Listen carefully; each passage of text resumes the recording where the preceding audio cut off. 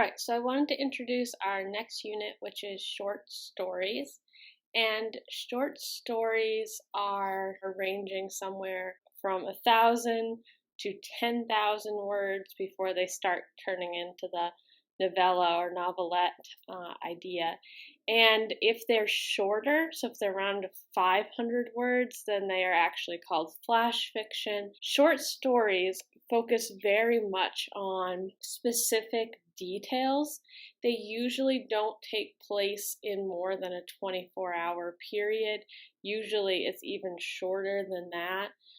If you do have more time explored, it's usually through flashbacks or flash forwards, or a break in the story and then it says like 10 years later.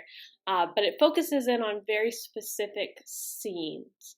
So the writing isn't much different than a novel or a book that you're reading, but because you have such short amount of time to get your point across, the imagery, the descriptive words that are used are usually a lot more poignant and get right to the point of what you're trying to get at.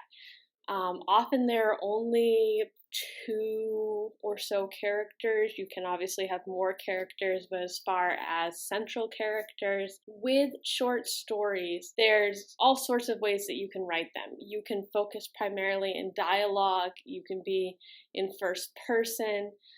Short stories often take place in third person, sort of omniscient narrators that are telling us what's happening in the story. That's really a preference.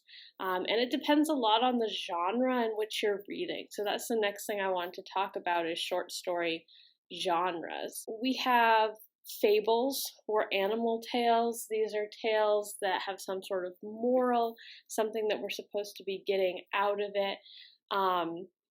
It uses a lot of stereotypes and things that we can relate to easily without needing a lot of background. Which leads us to folk tales and fairy tales, which are similar to fables in that they often have this moral they were told to kids growing up as a way for them to learn things. But folk tales and fairy tales can have more grounding in reality, as far as some of those things like King Arthur are actually potentially off of real historical events, and then they've just been adding things like magic or talking animals, things like that to it to make it more entertaining, and add in sort of this mythical element that is not in just a regular straight story. We have ghost stories. Ghost stories are exactly what they sound like. There's some sort of supernatural presence. Sometimes, though, it's more psychological and it isn't actually a ghost, but just our mental health, our perception of whether or not ghosts exist and whether we are sane or not. Which leads us into horror stories, which can go in the more gruesome manner where we have death and violence and things like that, but also towards the psychological ideas of our reality and what's going on in life, things that we truly fear. Crime and mystery stories. This is usually a favorite of students. We have some sort of case that needs to be solved, something that needs to be redeemed, and we have kind of all this thriller, suspenseful writing to get to where we need to be. Adventure stories, very much the same as the mystery and stuff, except without mystery. It's also very fast-paced. There's conflict. Things are moving from point to point to keep us engaged. Usually they're set in a location that is interesting to us, whether it's interesting because it's a place we'd like to go or it's interesting because it's dangerous and we don't want to be stuck there ourselves. Love stories. So this is the romantic relationship, lovers overcoming obstacles. They oftentimes have happy endings, but as we move more and more into modernism and postmodernism, we do have more unhappy endings with love stories. science fiction. So science fiction is some sort of scientific invention that gives us a new way of living. So it's how science and technology impact the future. You can have things like robots or artificial intelligence. You can have people who have all these gadgets and inventions that we don't have.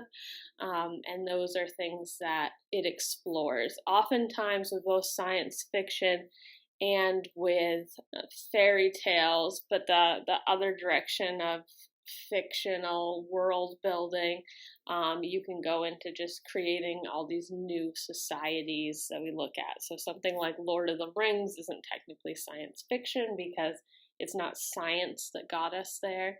It would be fantasy. It has a lot of the same elements, rather, because you're creating a whole new world with all these different expectations in society. Modern stories with a twist. So oftentimes we have our plot structure, which is the rising action to some sort of climax and the falling action. These stories have a twist that comes in. It also could be playing around with the timeline. So maybe we start at the climax and then go with the falling action and then look at how we got there in the first place. But these stories also can take the point of view of taking an older story like a fairy tale and then putting a modern twist on it. So it's something you think you knew, but now it's been looked at differently. And then modern slice of life stories are exactly what they sound like. It's just a slice out of everyday life, something that could happen to you just in the course of a day. It's a snapshot of a character's life, the conflicts that they're going through, the things that they might be up against. So you have a survey that you can take to let me know what genres are most interesting to you, because then we can explore those genres more, because the techniques and the things that we're going to be learning can be applied to all types of short stories. So we're going to gear it towards the types of short stories that you are interested in. And by the end of this unit, you will have written a short story yourself.